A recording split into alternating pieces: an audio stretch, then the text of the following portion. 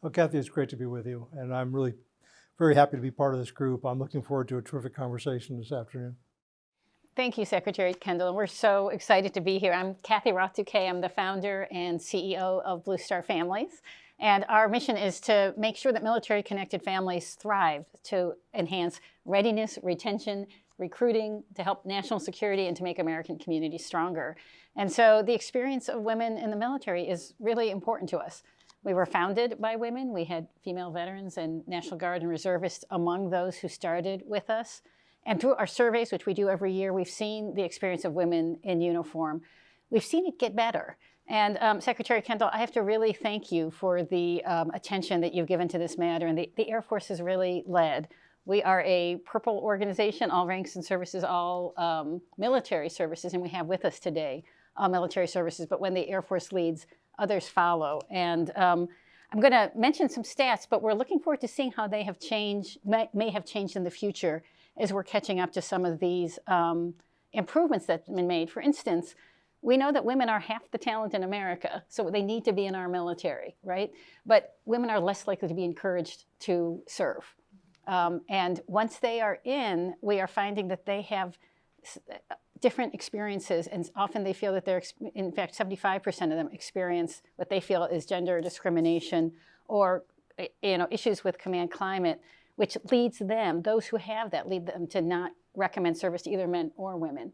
So it's important for us to address these to make a difference. We're seeing heightened challenges with childcare, heightened challenges with the ability to manage life responsibilities that come with disproportionately with women. But we all know that those things can actually be addressed so that they make the service stronger. So we're so excited to be here today. I actually get to introduce the Secretary, who I think needs no introduction, but I do want to say that we've known you for many years, and not all national security leaders recognize that personnel is as central as troop movements and training and hardware.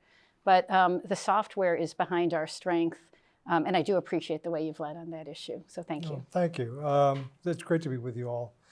I've gotten to thinking about my own background and my career. I've been around for several decades now, and a lot of that time spans the continuing journey for women and men, but particularly for women in the military.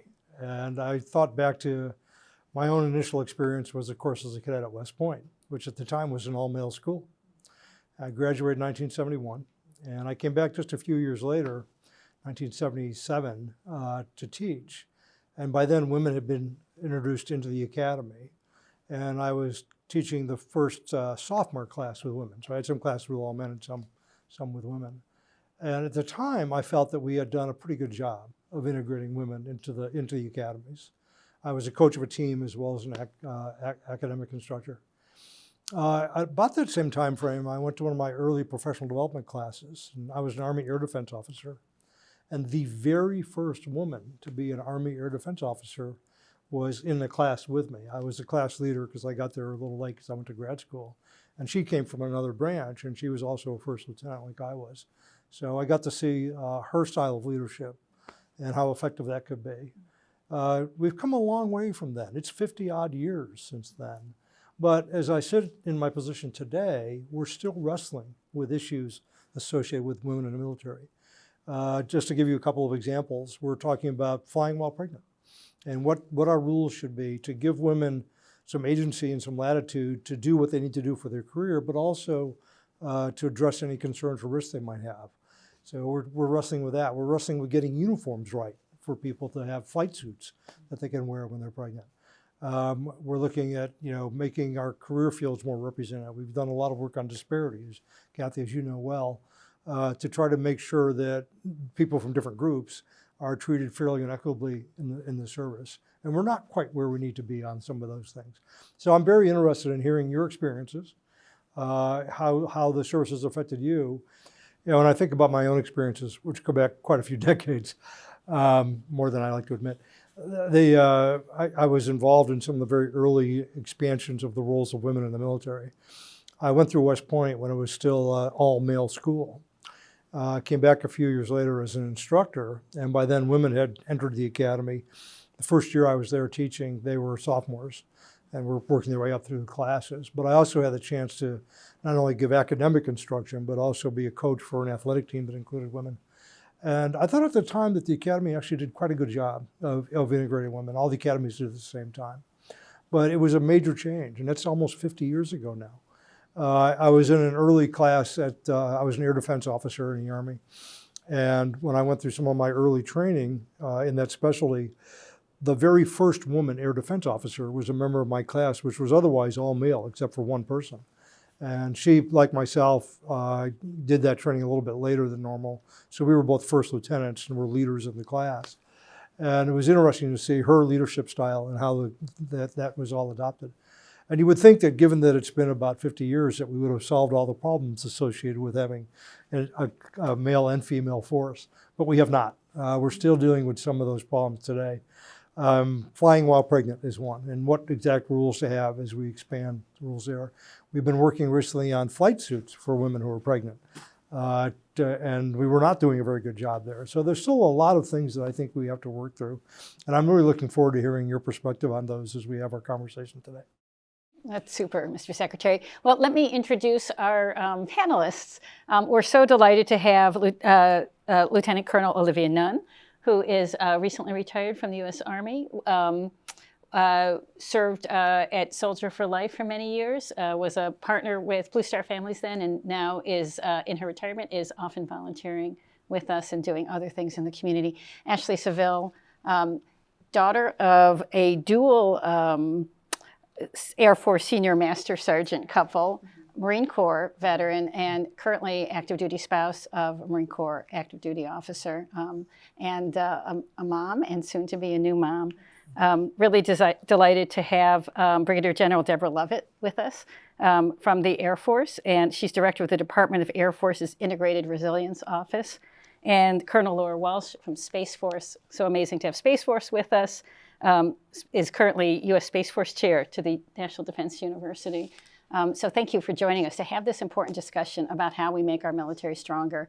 One of the things we say in Blue Star Families is as much as it's a pleasure and a privilege to serve our country, which it is, no one is going to choose to do that job if it hurts their family. And this is something that hits military women in uniform as much, if not more, as men in uniform. And as we work to solve these problems, we're just making the service stronger.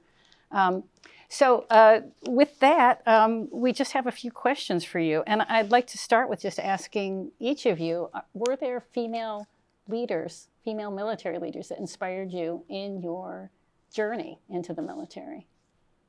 Start over here. There weren't for me. My story is that I was in a military family and my father was serving. So for me, it was really male leaders early on. So both my father serving and even when I first joined the Air Force, I think, the first person that I would consider a mentor or somebody I looked up to was my first lieutenant crew commander when I was a missileer.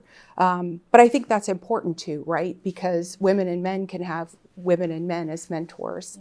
And I think it's also an important point that any position, any rank can be a mentor if you're investing in somebody and helping bring somebody along with you. Yeah, it's really striking. How about you, Olivia? I would probably have to echo a lot of what Colonel Walsh was saying is, I am first generation Korean American and my father served in the Army. He was enlisted combat engineer and, he's been very vocal that as daddy's little girl, don't ever let that hold you back as a woman. And I knew since the age of 4 that I wanted to be in the Army. What I was going to do, what I was going to be, I had no idea. But the one thing was, he said that you had to go to school. Being Asian, education was important, and he did not want me to enlist. He wanted me to be an officer. Again, I had no idea what that was going to be. The end state was the Army. And so I knew that's what I was going to do. But in terms of women inspiration, there really wasn't. I commissioned in 2001, and there really wasn't. And I found myself in combat engineer with, not just with, combat engineers or infantry and armor, but I found myself in the world of combat arms. That's where I served. And that is dominated by men. And so left and right was men. Oftentimes I was the only woman. So there wasn't a lot of inspiration for women, for me to say, hey, keep doing this. But I was fortunate of having men leaders that said that you are here, you should be here. Yeah. But you know, Powerful story about Yeah. allies, right? Yeah. And I think that is so important. Deborah? Yes, ma'am. Thank you. That's a great question. I did not grow up as a military child moving around, but my dad retired and we stayed in place. I got all of his stories and all of his friends that he had made, his connections throughout his military career. And I think that really planted a seed for me that I wanted to join a community like that. But he oddly didn't expect me to want to join the military, didn't encourage it at all.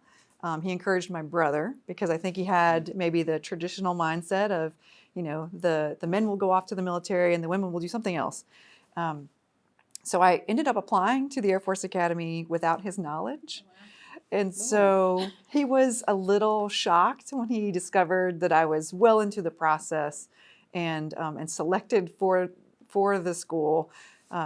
After which he became very supportive, of course. He was like, okay, well, if this is what you want to do, let's go. But my female inspirations, I think, like the others, I can't think of one that I can associate with this process at all.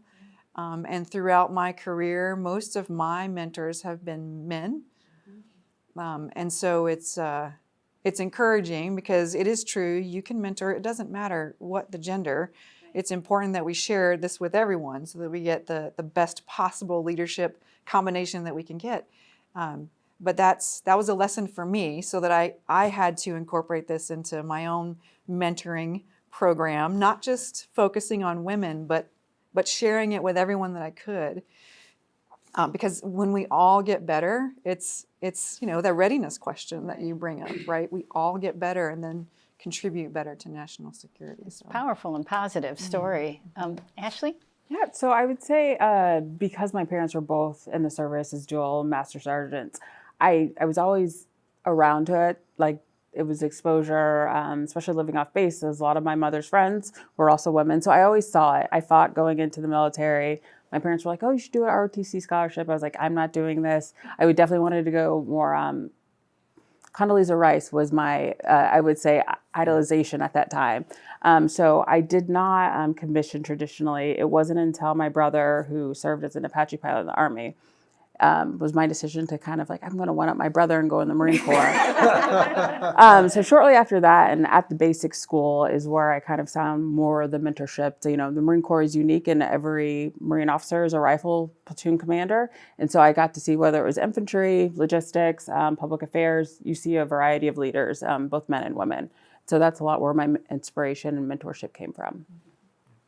I'm curious about motivation, and you've all had a fair amount of experience. So there's been some time since you came into the military, but you had certain motivations at that time, and you've had a lot of experience now with the military. So I'm curious about what brought you in, and whether you found what you were looking for, and what you would say to young people today who are thinking about it in terms of the reasons why you might consider a career or just some service in the military as a woman. So I think, sir, the things that brought me in, growing up in a military family, I kind of got to see my dad live it, but I was interested in what I saw, the camaraderie, living in different places, being able to do different jobs, always having the different change, working with people from across America, and serving the country. I was definitely called to serve. And then I think what's, you know, kept me in has been finding those things and the continued challenges along the way, and being able to help other people as I've risen through the ranks, bring people with me. Okay, great. I think it's a huge tie to culture. The Asian culture is about service, and it's about pride to the nation and to duty and honor to your family. And that's big. And my dad embodied that. And I'm the oldest. And so it was just a natural tie. And what kept me in is it's family. It's just a natural tie to family. People have emphasized, particularly in the Air Force, and I say this to some degree from my Army experience, the society that you join, the family, the community that you join, right? So you got some pragmatic and aspirational things mixed in there together. Yes, sir. Mr. Secretary, it's about that community. In fact, for me, that was the initial kind of the camaraderie that I saw with my father, and all of his friends, and the stories that came from it seemed very exciting to me when I was younger. They also built in a very strong sense of patriotism and service to country, and I thought perhaps this would be the way that I could serve as well. I did not come in thinking I would stick around for an entire career, certainly as long as I've been in, because I've been in a few decades myself, sir. But every time an opportunity would arise, I would ask myself, am I still excited about this opportunity? Do I still think I have something that I can contribute to this, either organization or this operation or whatever the case is? And am I still having fun? And all these questions I had to answer for myself each time. And each time I said yes. And so I would continue. And then here I sit 20 plus years later, and still thrilled to have the opportunity to work with the kind of people, the family that I've picked up along the way, which I know I would not have any other way. I was called to serve. I was working at an organization as a sales rep, and I saw family members, my brother particularly was going off to Iraq, and I was like, I can affect some change and how it's going to affect it. So I was really just called to serve for tradition. Great, thank you. Well, great reasons all the way across. Not the same necessarily, but very good ones. Thank you. Yeah, and continuing on with the idea of service, we talked about recruiting, but you know, one of the things our recent survey, our 2020 survey showed was that women in our survey were significantly more likely than the men to say that they were planning on leaving in the next 2 years. So regardless of where they were in their career progression, women were more likely to leave before retirement than men. So what do you think the barriers are for women staying in and progressing in leadership in the military? Why do women are more likely to leave earlier than men? And I wonder, Deborah, if you have any thoughts about that. I do, yes, ma'am. As a brand new mom, I'm feeling that conflict right now. But I certainly understand that there are choices that have to be made in an evolution of a career. And I personally think, sometimes there's situations where you're forced into this decision based on the circumstances, the context that you have, and sometimes that is policy driven. Although the DAF, the department, has done a great job at examining just that, the barriers, those things that create the conflict that end up presenting a binary decision for an active duty member. And we're trying to reduce the amount of times that we put members in those positions where they have to choose between service and family, let's say, if that's the example. Right. And it doesn't mean just having kids, it could mean taking care of aging parents, it could mean something else completely. But if we can find those places where we're forcing those decisions, then perhaps we have an opportunity to make the situation in such a way that the decision doesn't have to mean that you depart the service. You can and serve at the same time. It's not an either or. And I think that tends to be kind of the discussions that I have with people who are thinking of getting out or separating or retiring. It's usually a decision that they have to make based on a value proposition. Which one can I afford to give my time to? And if forced by maybe a PCS that is unplanned, or perhaps a promotion that didn't happen, or something that isn't working with their particular decision-making analysis, then it becomes very difficult to retain someone like that. Yeah, if structural things get in the way. So I'm thinking about the Air Force's recent policy to allow women in uniform who have recently had children to put off a deployment for a year. How much are you preserving the force by making structural changes like that? Right? Laura, what are your thoughts?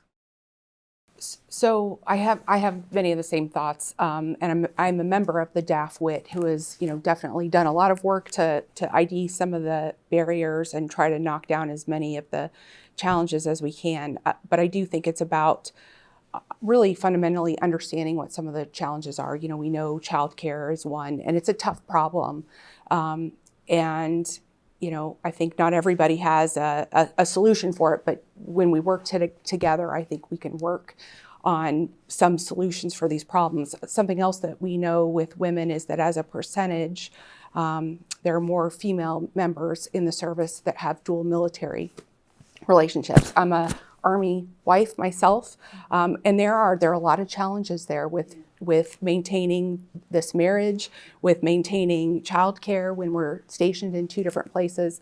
So the more things that the military can put into place to support, the better off we're going to be for taking care of our people and keeping people in, and both women and men. The demographics are changing a lot.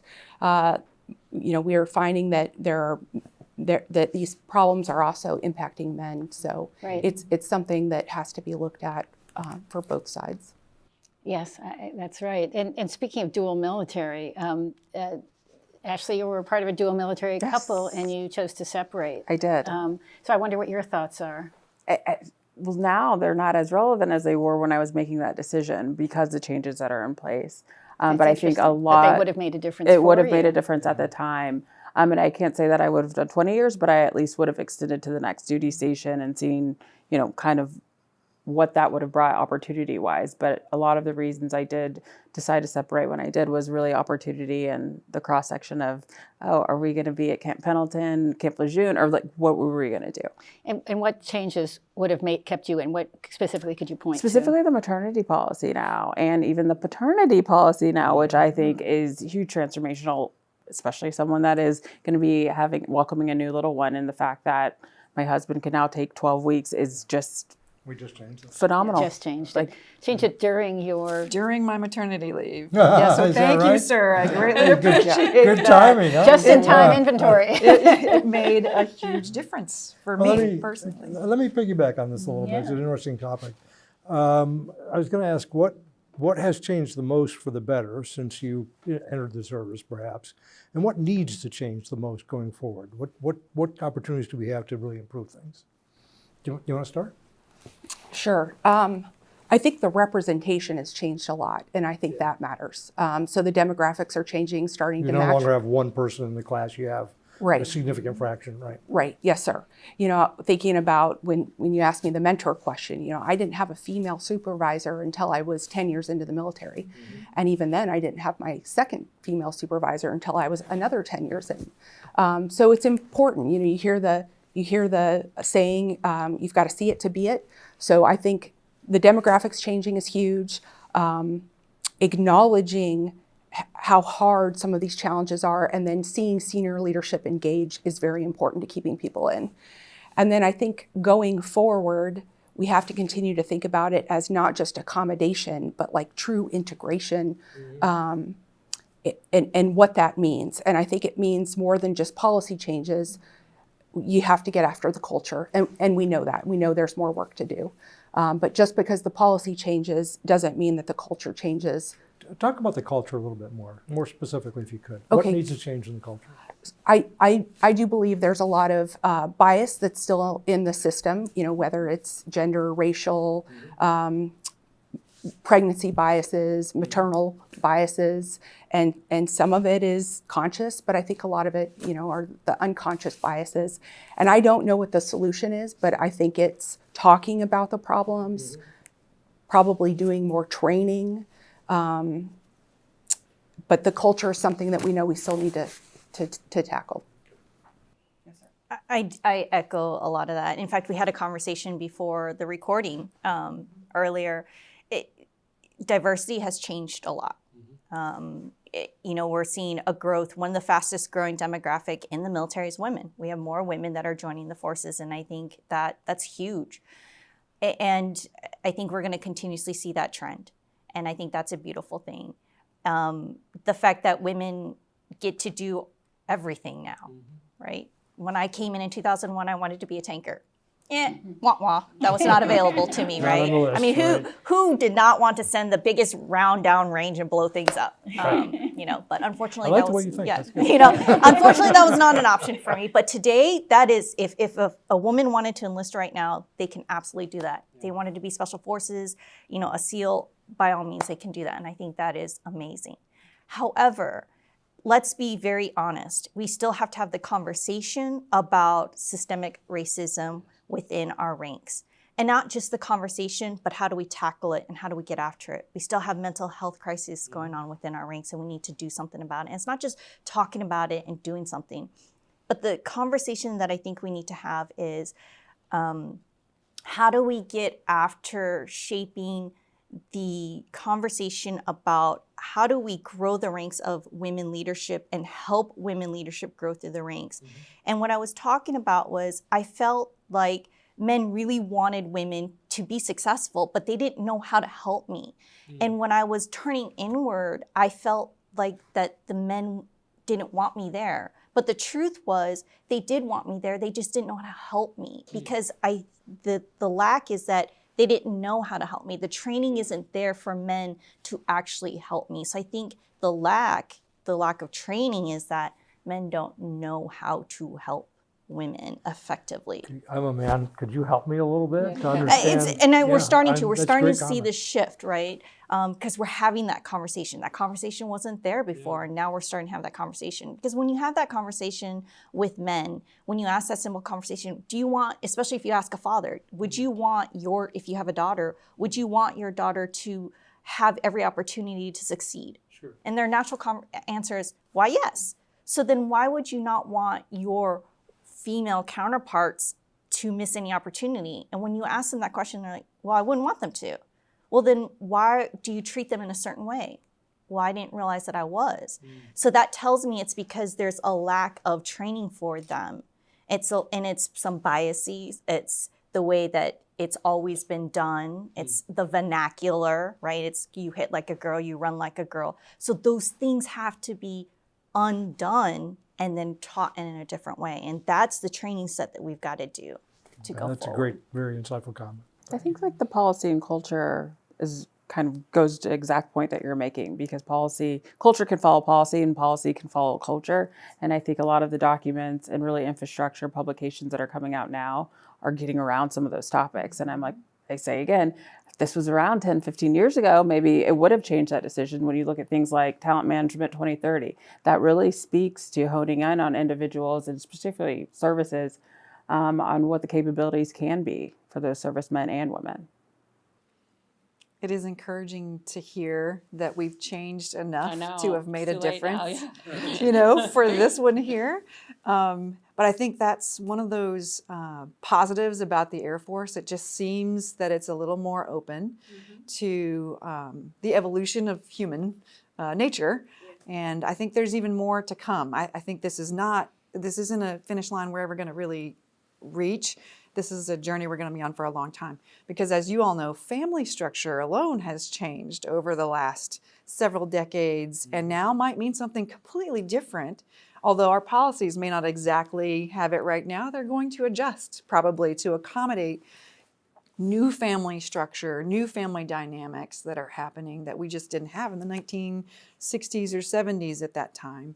And I have to applaud the Air Force for being open. I applaud the barrier analysis working groups and the willingness to listen to what is being brought forward by these teams. These are the people who are living it.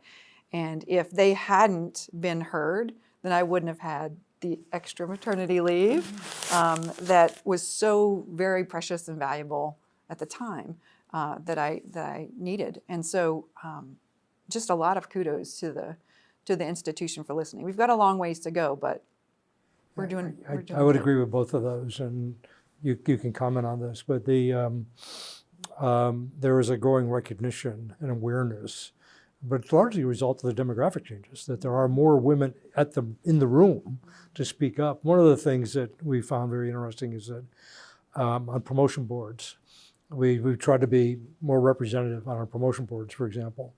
But we had a comment early on that when we had 2 women on a board, we would get much richer and more fuller discussion about people when there's a limited time to do this, but as opposed to having 1. And you have that reinforcing voice in the room with you, right? So, tokenism doesn't get it. You've got to really have real representation, I think, to have that voice heard. And I will say from my perspective, having been through quite a few decades of this and 2 service cultures at least, is that it is happening. It is changing. The things that you're talking about, Deborah, are occurring. And people are having a much richer understanding across these boundaries, I think, of different perspectives and different experiences. But I agree with you also. We still have a long way to go. We're not there yet by any means. So speaking of the long way to go, my last question is an inspirational and aspirational question.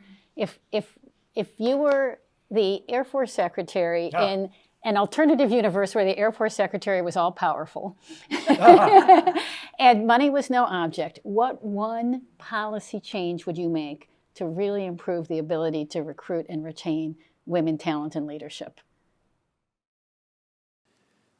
This is $1 million question, ma'am. I got to tell you, I think I would make it so that you could flow